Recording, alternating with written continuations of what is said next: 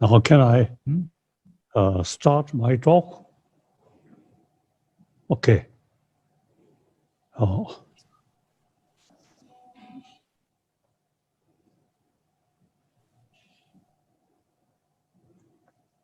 Nara, Namjunity, Dante Jesu, Road Shongjushin, Gavasola, Jamba Memenshin, Najola Zambe, Galonshi, Chanso Chambutala, Tedder Ku, Sen.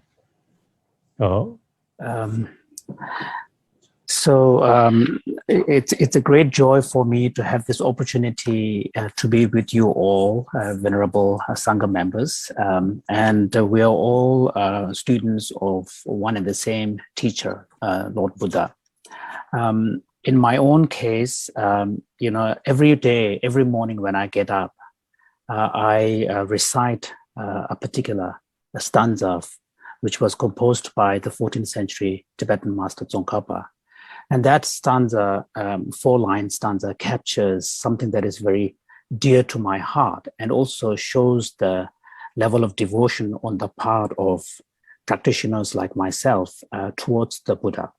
And the stanza says that having taken the monastic vows as the basis for my practice, and also having engaged in the study of the great teachings of the Buddha and other masters, and then having implemented these, put these into practice through, yogic practices, I have developed this devotion and faith towards you, the great teacher, referring to the Buddha. So this really is a stanza that is very dear to my heart. And also I personally identify with the sentiments expressed in these 4 lines very deeply. I've had the privilege to be able to take the monastic vows when I was very young, and which thus establishing the basis for the foundation morality practice. And then in my own life, I've been privileged to have access to a great teacher, my main principal tutor, Yongdzin Rinpoche, who, thanks to his kindness, I've been able to be exposed to the vast teachings of the Buddha, as well as the great masters that came after the Buddha, and spend enough time, actually not a minimal time, but quite a bit of time, delving deeply into these teachings and the great treatises. And thanks also to having the opportunity to engage deeply in the practice so that I can implement what I have learned. The content of the learning for a Buddhist needs to be put into practice through meditative cultivation. And in my own personal practice, of course, on the basis of morality, one of the important practices is the cultivation of single-pointedness of mind, which is the concentration and shamatha. And because the concentration and the shamatha practice allows us to be able to have some ability to apply our mind in a focused way. So that's really a key part of the practice. And then with that kind of mental technique, the main focus really is, in my own personal case, cultivation of bodhicitta, the altruistic intention to attain Buddhahood for the benefit of all beings, grounded in universal compassion. This is an important teaching coming from what in the Tibetan tradition we call the lineage of the profound, lineage of the vast practices. And then the second focus of my practice is the teaching on shunyata, emptiness, which is really understanding of the deeper nature of reality. And this set of teachings is referred to as teachings coming from the lineage of profound view. And then the third lineage, main focus, is the teachings coming from Shantideva, focused particularly on altruistic intention, equalizing self and others, and exchanging self and others, and expanding one's altruistic orientation of the heart. So these 3 are my main focus of cultivation. And as a result, as I deepen my own personal practice, the more I am able to gain something from these practices, the deeper my devotion and reverence to the great teacher Buddha becomes. So this is something that I wanted to share with you. And the recollection of the Buddha is something that we as Buddhists must do on a daily basis. And in my own case, that's the first thing in the morning when I do by reciting those verses. So of course, Buddha's, when we talk about the Buddha's teachings and the tradition that came from the Buddha, broadly one can say there is the Pali tradition and there is the Sanskrit tradition. And the Sanskrit tradition is the tradition that really remained and embodied in what came to be known as the Nalanda tradition of the great masters. And the Pali tradition is very well represented in this congregation today. And so when it comes to the philosophical views, we have to admit that there is a diversity of views in the teachings of the Buddha. Even in the history of the Buddhism, we know, for example, there is the emergence of what is called the 18 great schools, from the teachings of the Buddha. And these, each of these schools maintain a slightly different philosophical view. And then within India, if you look at the philosophical history, there is the Vaibhashika, Sutrantika, Chitramatra, mind-only school, and the Madhyamaka. So all of these diverged philosophical views really emerged. And in fact, strictly from a historical point of view, it would make sense because Buddha did not teach just one teaching for everybody. So, and that's why, there is in fact a statement attributed to the Buddha where the Buddha says that just as a goldsmith would test the quality of the gold by rubbing, cutting, and burning, in the same manner, you should examine my statements, the words I have uttered, and accept them on the basis of your understanding, not out of pure devotion. So in some sense, we could say that the Buddha, our teacher, has given us, his followers and disciples, a kind of a liberty, a freedom to really examine and really make sense of the content of his teachings in relation to our own understanding. And it is because of this, there historically, particularly in the Nalanda tradition, there emerged a great diversity of interpretation of the Buddha's teachings, to the point where distinction is drawn between the provisional nature of some of the teachings and the definitive meaning of some of the teachings. And so to the point where sometimes even the literal statement of the Buddha is not accepted on the surface level meaning, but looked at as a deeper underlying hidden meanings and so on. So I think it is really important to understand this overall history and also to really recognize that as Buddhists, Buddha really was teaching something to us aimed at understanding the nature of reality as it is. So the nature of reality as it is would require us to apply our mind and critical thinking to be able to understand. And so, for each of the statements of the Buddha pertaining to the truth, we can subject them to analysis. So it's not, Buddha's teachings is not something like a scriptural, has to be accepted as a scriptural authority on just a pure faith or devotion. Buddha's teaching can be accepted by examining and relating to the nature of reality and reason. So therefore, it's a very rich tradition. And once we are able to understand this, then our devotion and faith to Buddha will not be just purely a devotion and faith, but it will be a devotion and a faith grounded in reason and grounded in understanding. And this is something that I think is really important, and I want to share with my fellow Buddhists, that to be able to cultivate a faith in the Buddha that is grounded in understanding and grounded in reason.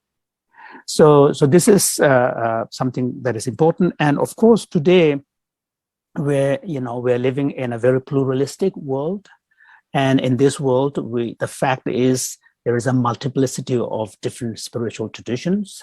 And all of these spiritual traditions, we have to understand the place of Buddhism in the context of this plurality of world spiritual traditions.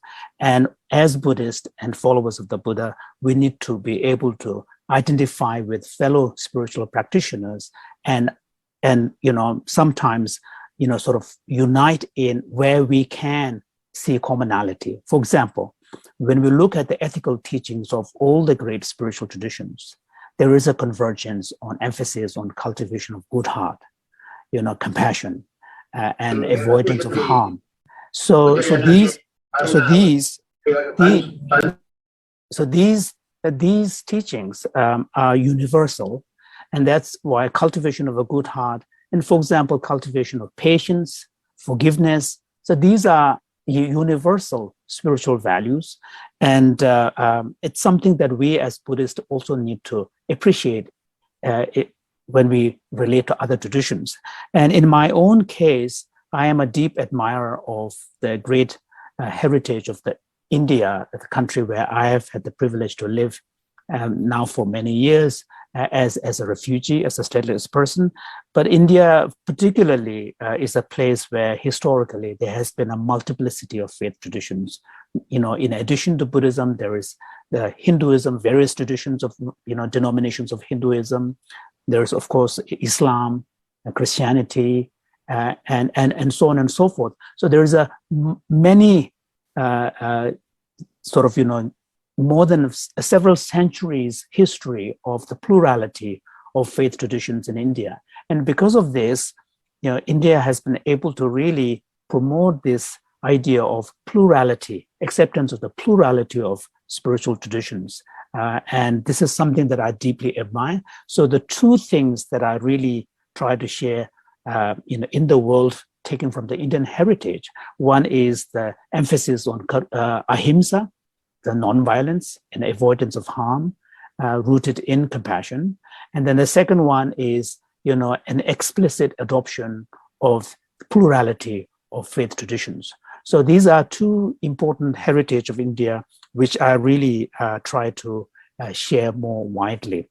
So before we launch into the actual teaching, once again, I want to express my deep gratitude to everyone who has made this teaching, organized this teaching, and also as myself a monastic member, it's a real privilege and joy to be able to be with many fellow monastics today here for this session. Thank you. Any Minidarish at the Tisamtagiori, Tedalo to Segendawa says, Risha some Changudu. So on the text, Satipatthana Sutta, this is a text that is very familiar to the Theravada community. And I don't think it would, it would not be necessary for me to be commenting on the specific words or sections of the text itself. One thing that I would like to share with you is that my suggestion would be to, when we look at a great scripture like this, Satipatthana Sutta, for example, which presents the teachings on the 4 foundations of mindfulness, from my own personal kind of experience is that I find it really helpful to not to look at the specific teachings in their own right in isolation. I always try to look at the great teachings of the Buddha in a broader context, where that specific teaching is coming from and what broader context that teaching is part of.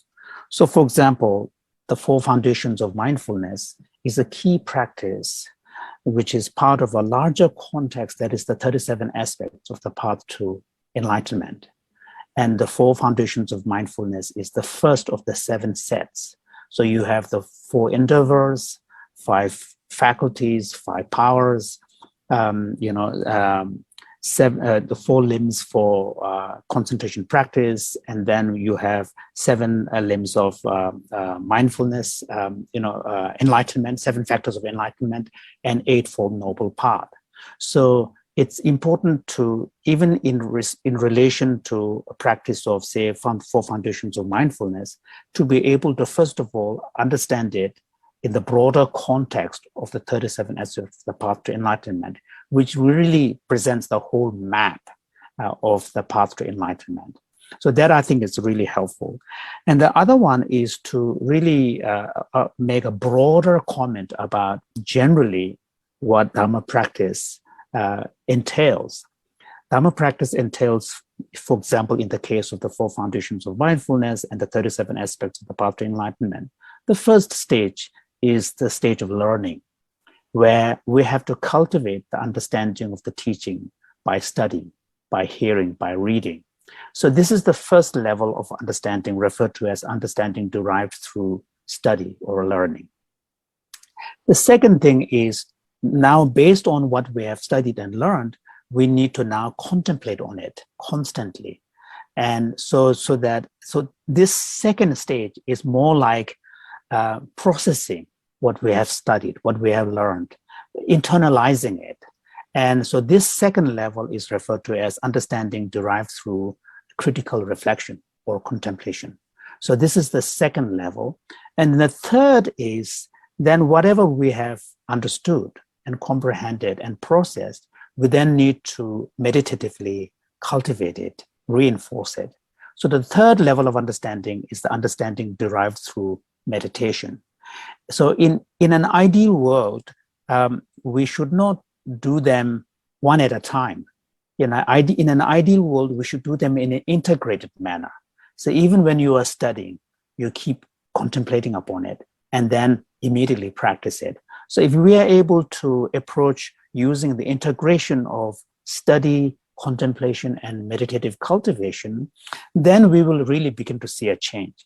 So what happens is that when we are able to use this kind of approach, then automatically we'll be doing this by relating to our own personal experience. So your Dharma practice does not become talking about something out there in the outside world. Your Dharma practice becomes something about your experience, your state of mind. So once you're able to relate the Dharma teachings from your own state of mind, then we really begin to see a deepening of our own conviction and ascertainment. And through understanding, conviction, and ascertainment, reinforced through constant cultivation, then we really begin to see a change in ourselves. So this is something that I, as an elder member of the Sangha who has done some practice, can share with you from my own personal experience, that through this kind of approach, we can really see a change in ourselves, in our mind.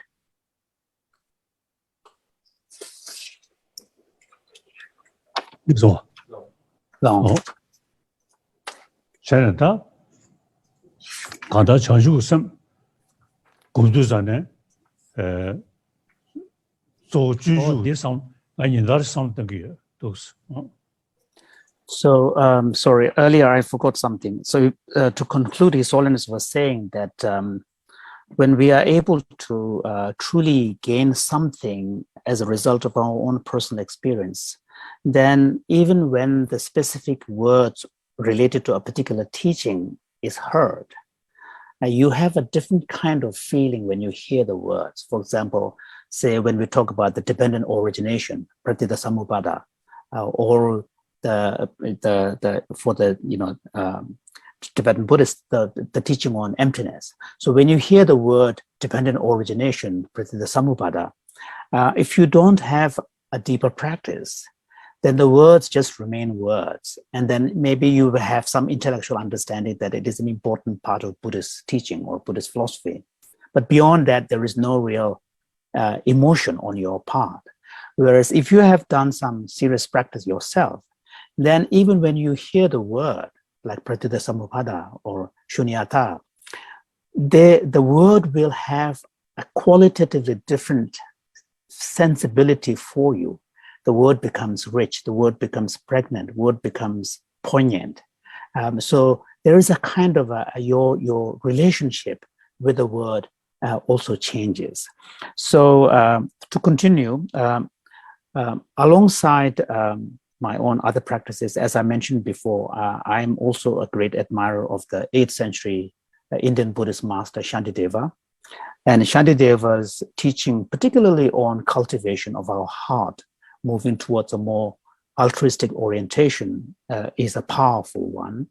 There are passages, for example, he says that if one is not able to exchange at a deep level, self and others, let alone attainment of Buddhahood, even in this life, there will be no happiness, no real happiness.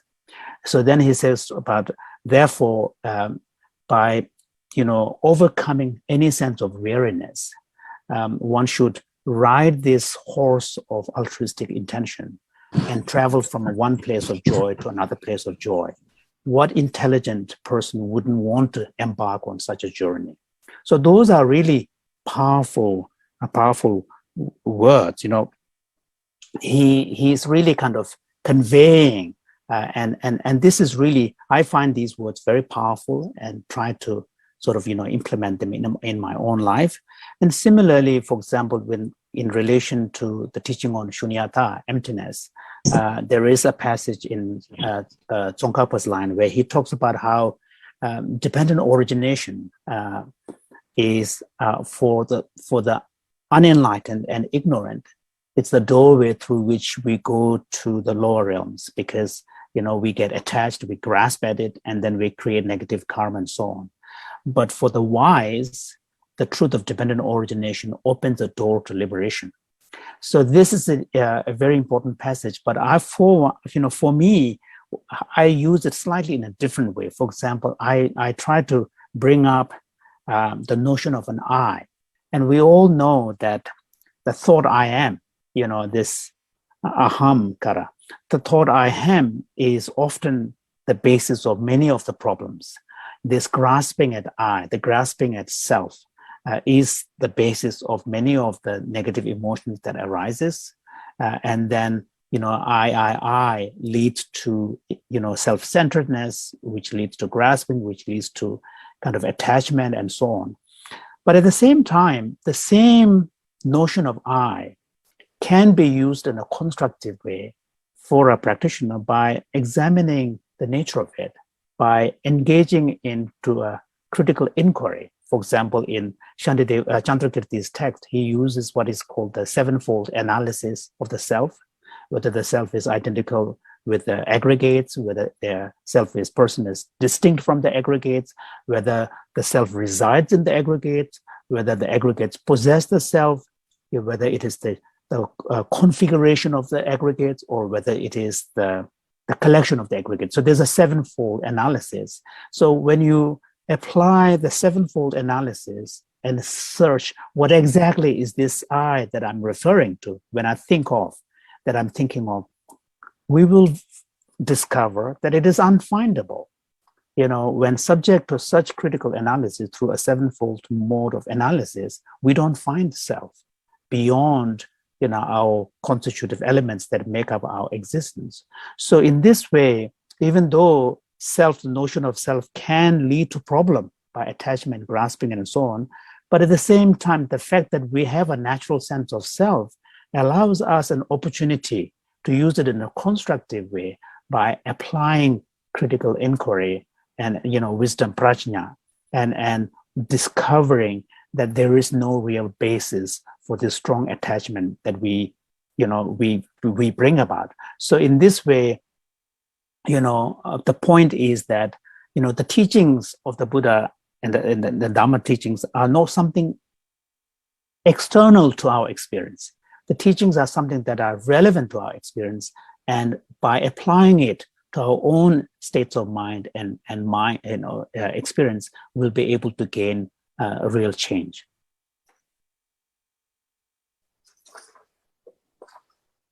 Now some questions.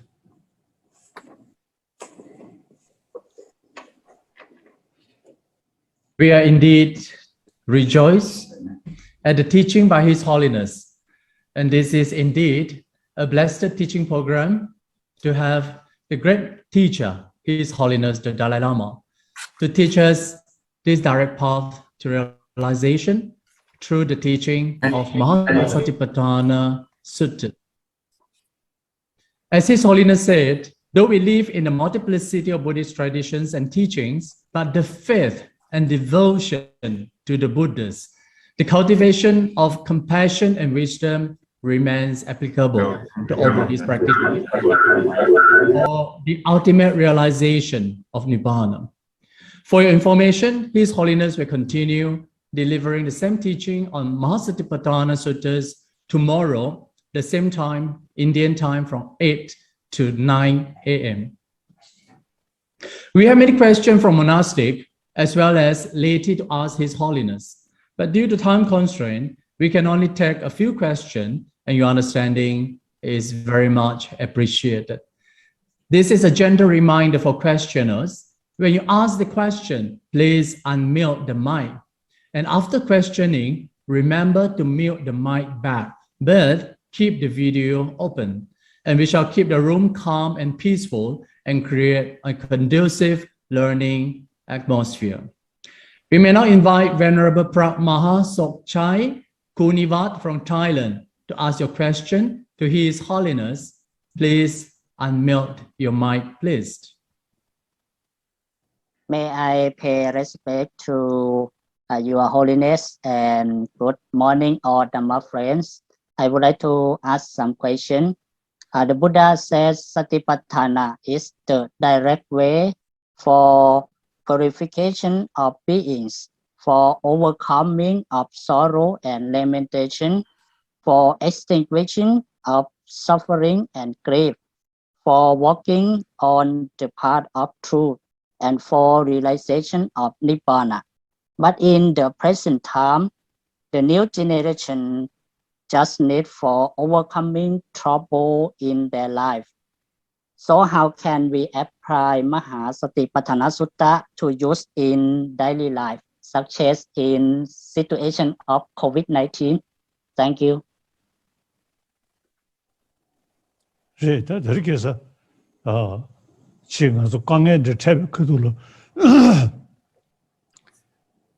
다디 주전께 가져 입어들이 삼로서 고고 말봐 커두기 지 강연 탭 그들로 다지 강연 먹고지 미지소 나올 때되지 이니 미밀이야 지 공주사야 서로 차도라야 서로 나제지야 서로를 영되기도 와 다디도 또서 동人都发大呢그다 디도 사디 소스 아니 레이 왕게 요구여 왔다 레스야데 심뒤 모두고 타네 요구여 디리가 상로 망스 코레이나 아니 시 강에 체디 다는시 밀 주고 딱 레라베 탈 밀 주고 돼야 디디 패시 연구 말에 사디지 인도 가당 안서 안데 드즈데 지 다산지게 쳐려야 딘딘 동네하고 대보 딘딘 꾸주하고 대보 딘딘 고보하고 대보 딘딘 람하고 대보 신이 den시송돼야 디디기 도시 den시 모는 대보 차와는 대보 차와 제우도 잡을 대보사 대수체도 도 상도스 예배이나 에네 아주 강에 제주잖아요 지금 남상식 섬이야 공주사가 서로 지금 심심이하고 서로 어디도 배치 매용을 해서 쉬우켜도. So this is your question is very true because for most people, in their day-to-day life, when they encounter difficulties such as adverse situation, tragedy, and so on and so forth, very rarely people are able to, create the space to actually understand what are the causes and conditions behind the situation. People tend to choose an easy path, which is to immediately blame others and latch on to whatever conditions they think is responsible. And because many of the problems arise as part of our being in a society, our tendency would be immediately to blame someone else. And so here, there's a kind of for a lot of people, there's a natural tendency to immediately react and choose a shortcut and try to, find someone to blame your problem at. So the through practices such as through the Satipatthana teachings and more broadly, the teachings on the Four Noble Truths that the Buddha has given, it can really make a difference, because one of the things that the Buddha's teaching in these texts, scriptures tell us is the importance of contemplation, to observe, to reflect, so that you don't immediately react in an impulsive way. So when you observe and contemplate in a deeper way, you really begin to see the causes and conditions that are part of it. So that's why, for example, one of the basic teachings of the Buddha is that to a large extent, our suffering and happiness is a function of our state of mind. And to an extent, there's the karmic function of karma involved, but most importantly, our own suffering and happiness is determined by or influenced deeply by the state of mind we have. If we are able to create a more peaceful state of mind, it creates a space for joy and resilience and able to deal with difficult situations. But if our state of mind is disturbed and undisciplined, agitated, then it leads to more problem. So the state of mind, the happiness and suffering to a large extent is a consequence and function of our state of mind. So by paying attention, creating the space, it really makes a big difference. And here, the most important teachings for the Buddhist from this broader perspective is to cultivate an outlook that deeply takes into account the teachings of the Four Noble Truths. The Buddha said, this is the truth of suffering. This is the truth of the origin of suffering. This is the truth of the cessation of suffering. And this is the truth of the path that leads to the cessation of suffering. So in this, there is the most important teaching is the teaching on cause and effects, and encompassed in the Four Noble Truths. So when we are able to, deeply reflect and integrate these teachings, then we will be able to create a sort of an outlook, a state of mind, and an approach where we will not react in a kind of a immediately reactive manner. And when we are encountering a suffering or a tragedy, we wouldn't respond as if we are shocked that, how can this happen to me kind of thing. So we would not respond in this way because we will be able to have a deeper understanding of the situation. So in this way, I think the Buddha's teaching can really help to create a more open, spacious, resilient mind so that one can be able to deal with immediate challenges in a more constructive way. 산지선데 담바시스 동에다 뭐 구조다 뭐 고고다 뭐 남지 담바스니 송샤 지주차기 또서 거를 쉬베이나 애는 가서 다대변은 내양 그 서로 들어가게 되고 그들이 그 섬나로 다 교도见了 때네 난기 규진 치 규진 망구수수 연구여서 삼고도 남산지 섬을 빼야돼 해로 토르대야돼 배지 용말 봐. So 다들 저강에 제가 그들이야 자본이 시작은 치들지 말라고이나 어떤 천을 들으셔야 쓰니 샤샤가 리기요래 그 시제 거야 오지 마잖아. So if we are truly able to, so if we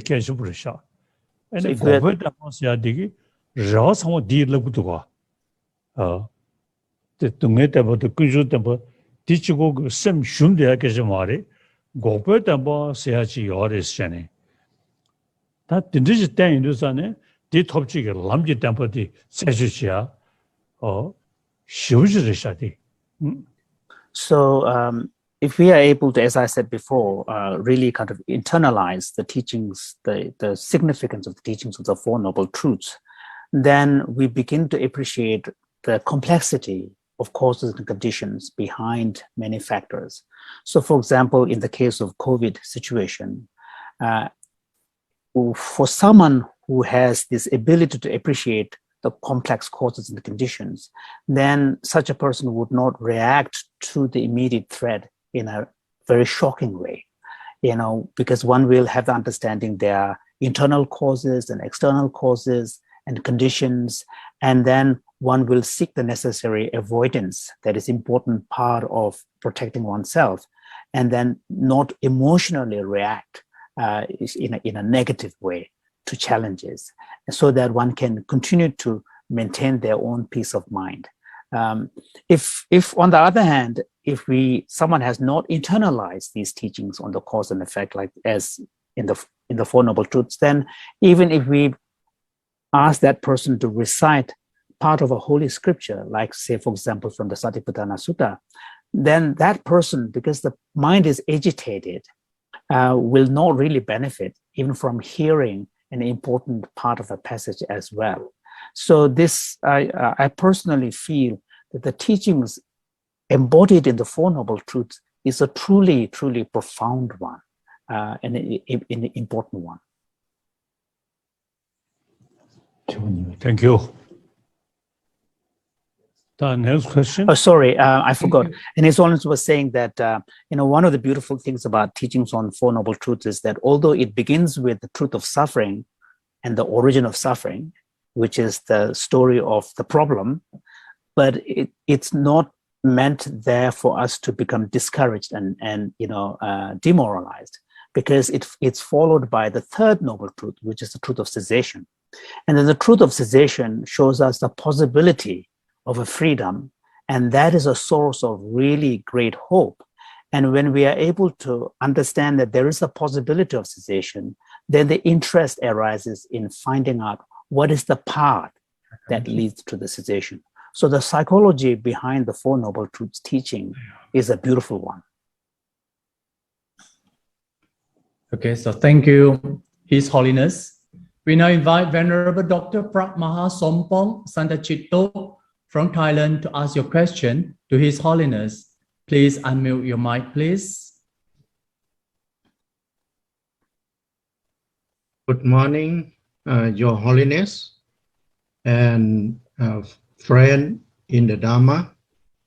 Your Holiness, as we know, Buddhism has several traditions, and the emphasis is also differently placed. How do we integrate or interpret Mahasatipatthana to the modern peoples and non-religious believers? Thank you.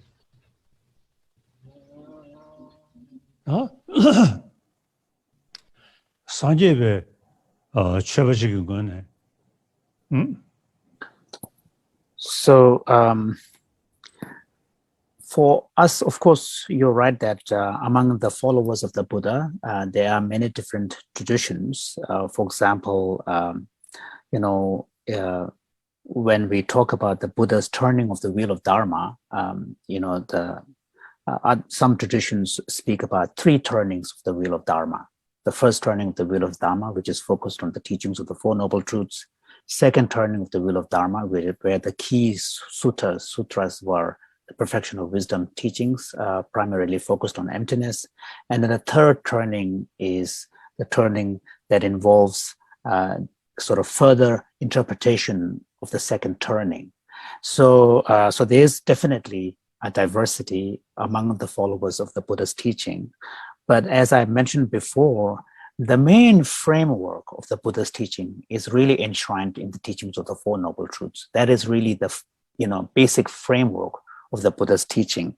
So once we are on our part, whatever traditions we may belong to, if we are able to deeply appreciate the significance and the profound meaning of the Four Noble Truths, then we will be able to really relate to other fellow Buddhist traditions as well, without feeling any strong partisanship,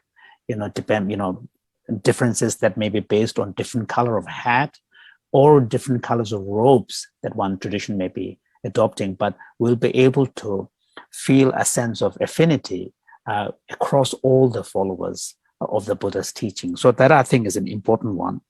And I keep saying that the Four Noble Truths teaching is a foundational and the main frame. And here, for example, in the Satipatthana Sutta, Buddha presents a very, a comprehensive summary of the efficacy of the path. When he says, here monks, there is amongst this one way to the purification of beings, for the overcoming of sorrow and distress, for the disappearance of pain and sadness, for the gaining of the right path, and for the realization of Nibbana. So in this, single passage, Buddha really sums up the heart of what the path, Dharma, is supposed to lead us to. And that really is the essence of the practice of Dharma, the aim of the goal of Dharma and the practice of Dharma. And the Four Noble Truths offers us really a powerful framework, because suffering and origin are the two, one set of cause and effect, and cessation and path are another set of cause and effect. And in these two sets of cause and effect, there is a very, very comprehensive and a grand synthesis of the entirety of the Dhamma there. Yeah. Next. Thank you, His Holiness. We now invite Venerable Pragmaha Navin Arunrat from Thailand to ask your question to His Holiness. Please unmute your mic, please. Good morning. Respect to the laws of Buddha, the Dhamma, the Sangha. Respect to His Holiness and all Dhamma friends. Today, I would like to ask His Holiness, what is different between Mahasatipatthana Sutta in Theravada and Mahayana? Thank you so much. 对我常不说人，我举没他，给你的带汤没用了，哎呢，心就什么用？实际上个，哎呢，我不是对着的 I don't know, sorry. So to be honest, because the Mahasatipatthana Sutta was originally not translated into Tibetan, I have not had the chance to read it. So, I have to say that there's no, I haven't been able to compare. So my only response is, I don't know.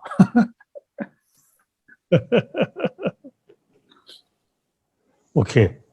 Now Thank next. you, His Holiness. We now invite Venerable Narangoda Paluwe Dhammadina Thero from Sri Lanka to ask your question to His Holiness.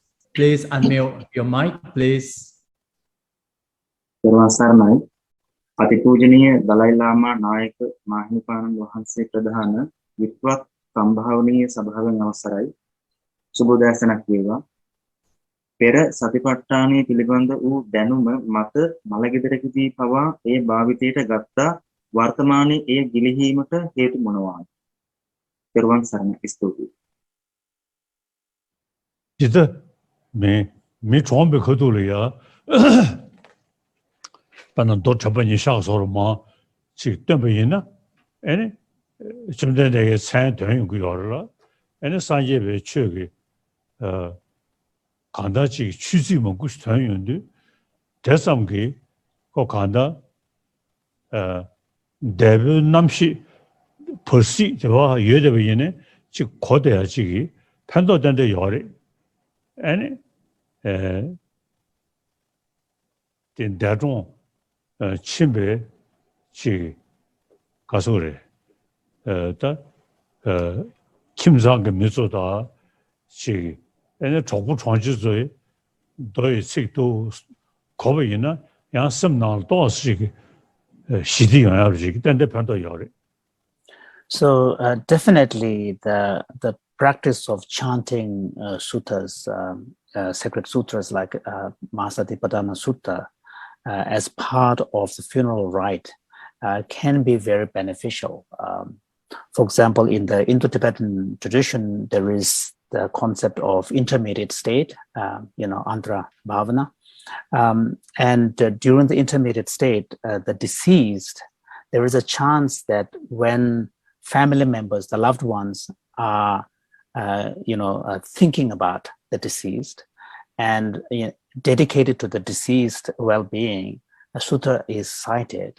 And especially a great sutra like the Mahasatipatthana Sutta, will contain a lot of references to the Blessed One, our teacher Buddha, as well as many precious words from the sacred scripture.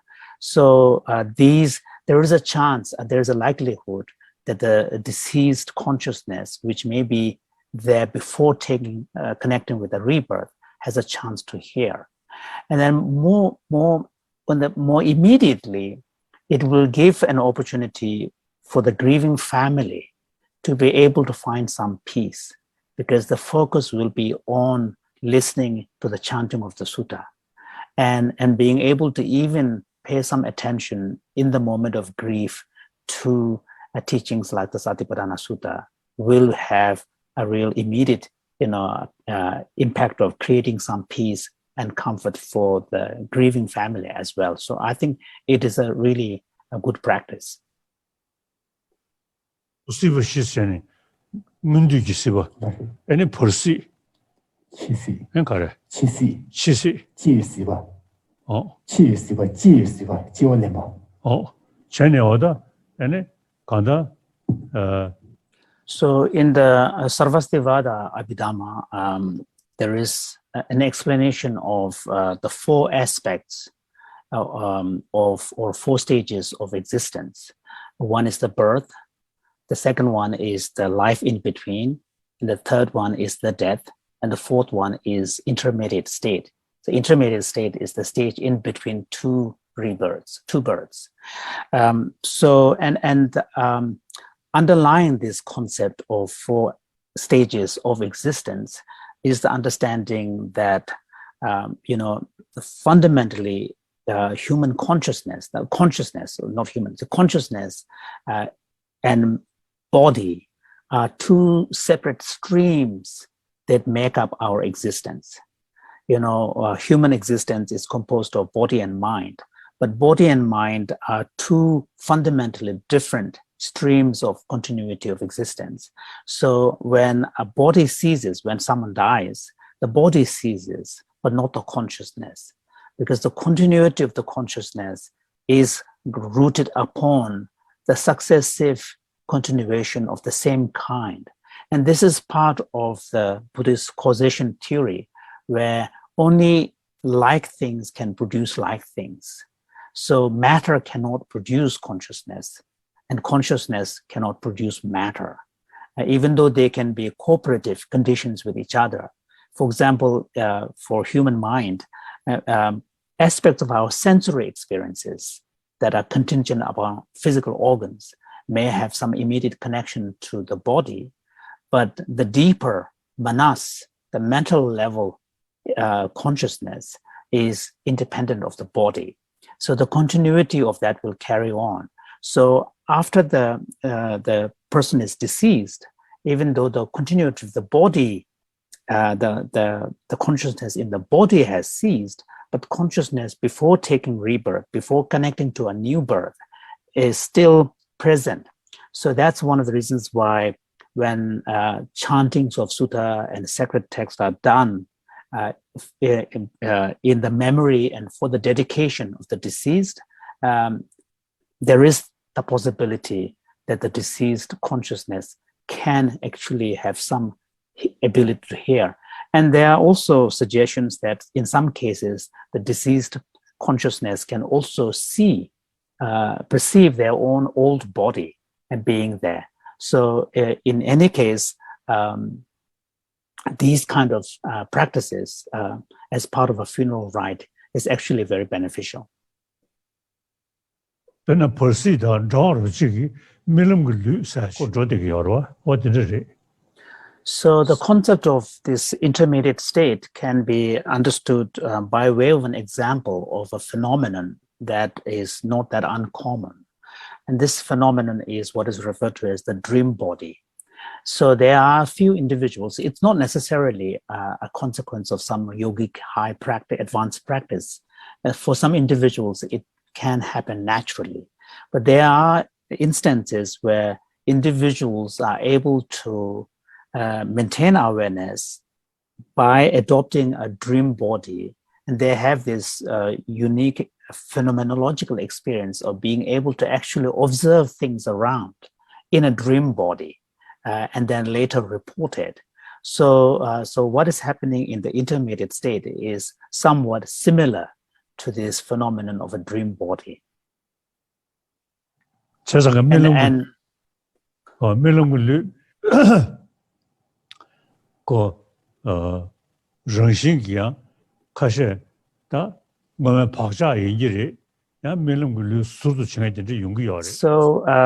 So these phenomena in the cases where it naturally happens are not really a result of some advanced practice. Some people are able to do it, and then they report their phenomenological experience. But there are also practices which actually are called dream yoga, and the dream yoga, through dream yoga, some advanced yogis can actually consciously assume dream body and then actually have the phenomenon and the experience of that phenomena. So because of this, and I do know one or two individuals who actually have that capacity. So, and sometimes I joke saying that if someone can have that ability to adopt dream body, then this could be a very powerful way of, becoming a spy, because people, other than oneself, others cannot observe that dream body. It's very subjective and internal. So the person can still, being able to travel around. So it's the best form of spy could be someone who has that capacity of assuming dream body. Now next, that's all we know. Now next question. Thank you, His Holiness. We still remain two more questions. So we now invite Venerable Indu Ragari Vipasitero from Sri Lanka to ask your question to His Holiness. Please unmute your mic, please. Day-1 Dalai Lama Mahaswamin Wahanse ඇතුළු සම්භාවනීය මහා සංඝරත්නයෙන් මගේ ප්‍රශ්නේ තමයි ආනාපාන සති භාවනාව සම්පූර්ණයෙන්ම වඩනකොට සතිපට්ඨානය වැඩෙනවද? එසේනම් කොහොමද ආනාපාන සති භාවනාවෙන් සතර සතිපට්ඨානය වැඩෙන විදිහ පොඩ්ඩක් පැහැදිලි කරලා දෙන්න. So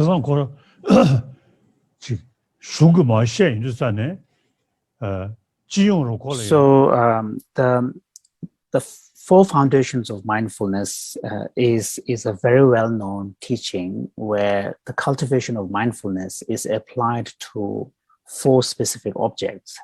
These are body, feeling, mind, and mental objects or mind objects. So that's the broad teachings of cultivation of mindfulness. And mindfulness of breathing is part of that. And so in the four foundations of mindfulness, what we see is a progressively movement from body, feeling, mind, and mental objects. So once one is able to deepen the ability to place one's mind and abide mindfully, beginning with body and so on, and especially in the context of in relation to mind, taking the third object, then one will be able to gain mastery over one's states of mind as well. To the point, some of these yogic abilities could be achieved as well, such as dream yoga.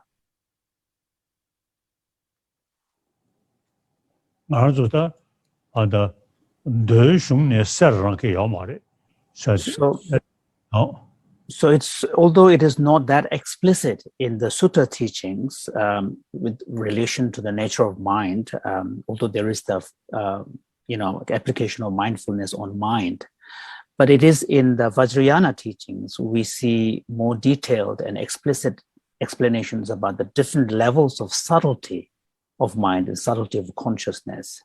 And this is, in this context, we also speak of the consciousness during the waking state, consciousness during the sleeping state, dream states, and so on. Progressively, the sleeping state is subtler than the waking state, and dreaming state is subtler than the waking state, and deep sleep state is subtler than the dreaming state. So, and in this context, there is a reference to a pure luminosity, luminous nature of the mind, and the subtlemost luminous state arises at the point of death.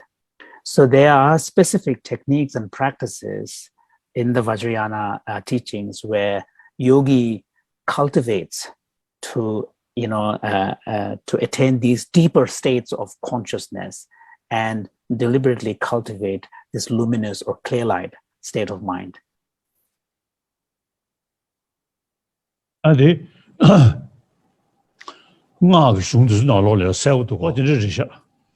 So in these teachings, the Vajrayana teachings, we also see descriptions of the different stages of the dissolution that happens, particularly at the point of death. So these the 4 stages of the dissolution of the body, the 4 elements: earth, water, fire, wind. And then finally the wind dissolves into consciousness and consciousness into space. And these, the last stage of the dissolution, so each of these stages of dissolution are correlated with external and internal signs that the person will experience. And especially the final stage of dissolution, where consciousness dissolves into space, there are furthermore 4 levels of 4 stages referred to as the appearance, increased appearance, attainment, and clear light. So we are progressively now dissolving into a subtler state and so on. So the final stage is the clear light of death. So, and this is what the yogi is training. And of course, all of us will one day have to go, and we will be confronted with the experience of death. So for the yogi, the opportunity is to cultivate awareness so that when the person yogi is going through the different stages of dissolution, one is able to recognize, now I'm at this stage, now I'm at this stage. And to be able to maintain awareness in the naturally occurring dissolution processes, what is needed is to train ourselves. And the dream yoga is a way of training. And part of that in our training involves, first of all, being able to cultivate lucid dreaming so that you recognize dream as dreams. And so the dream yoga, dream stage, provides us an opportunity to cultivate that kind of recognition of the different levels of subtlety of consciousness. Next. Thank you, His Holiness. So this is the last question. We now invite Venerable Bhadra Budi from Indonesia to ask your questions to His Holiness. Please unmute your mic, please. Thank you so much for the chance. I respect to His Holiness, all venerables and participants I really respect. I was very happy when listening the material about Satipatthana explained. But I have a unique question. What is the best way to train Satipatthana in our daily life as monk and members of Sangha itself? Thank you. So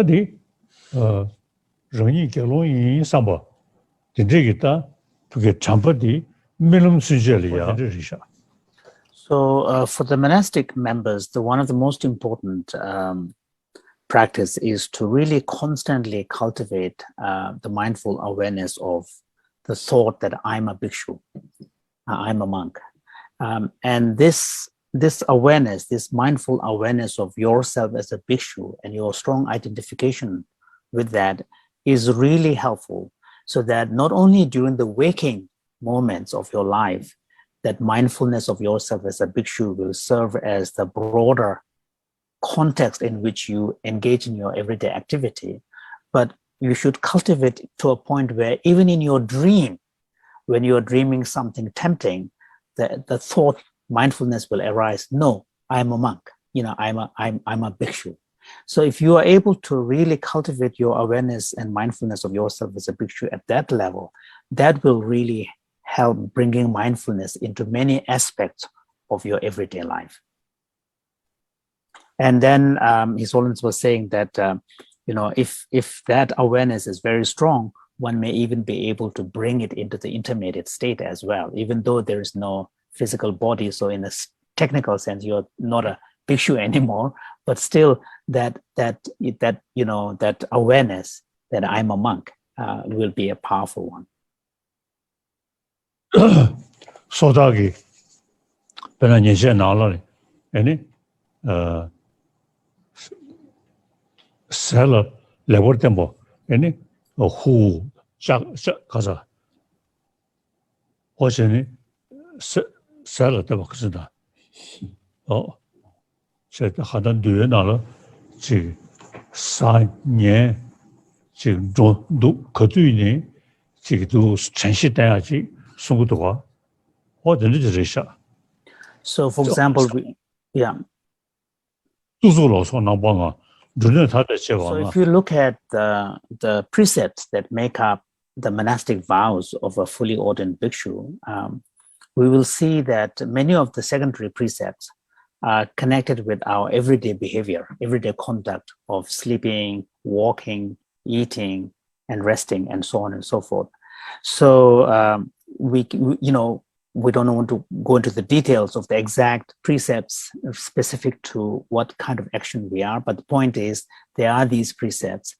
And what this is suggesting is the importance of maintaining mindful awareness throughout your daily activities. For example, we speak of 4 main, kind of activities: sleeping, walking, eating, and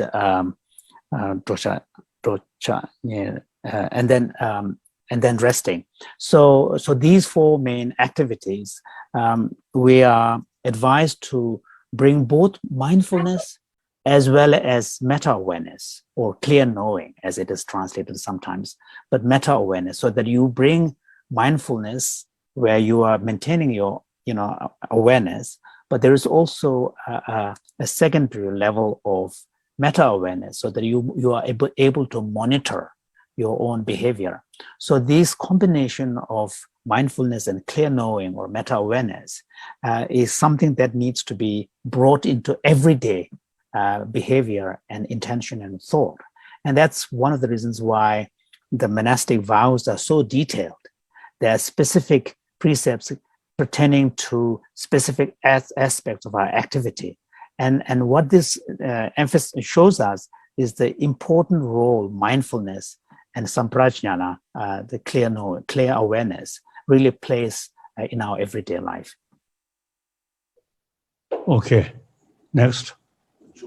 That's awesome. Thank you. Thank you. His Holiness, we have come to an end of our Day 1 teaching program by His Holiness.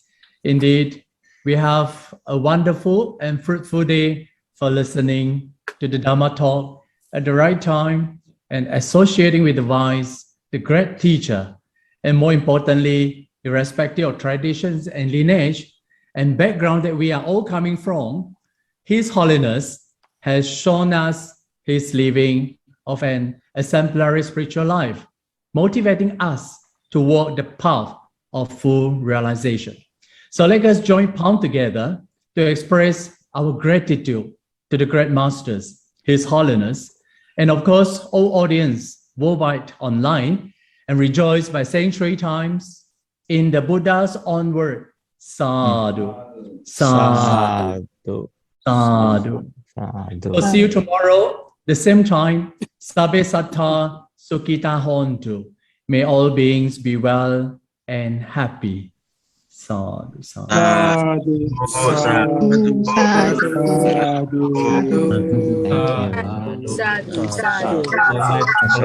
Sadhu. Thank you.